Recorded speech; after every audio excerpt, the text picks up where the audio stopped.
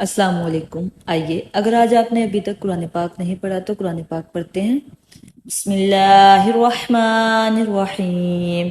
क़ाल रब्बि इन्नी ला अमलिकु इल्ला नफ्सी व अखी फफ़्रुक़ बैनना व बैनल क़ौमिल फ़ासिक़ीन। قال فإنها محرمة عليهم 40 سنة يتيهون في الأرض فلا تأس على القوم الفاسقين.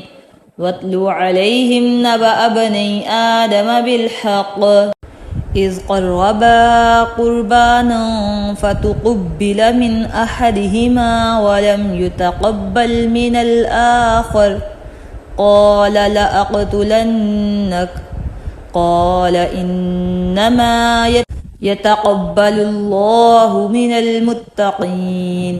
لئن بسطت إلي يدك لتقتلني ما أنا بباسط يدي إليك لأقتلك إني أخاف الله رب العالمين.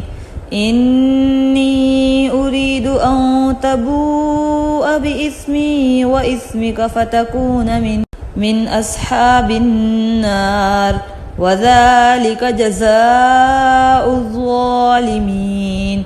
فطوعت له نفسه قتل أخيه فقتله فأصبح من الخاسرين.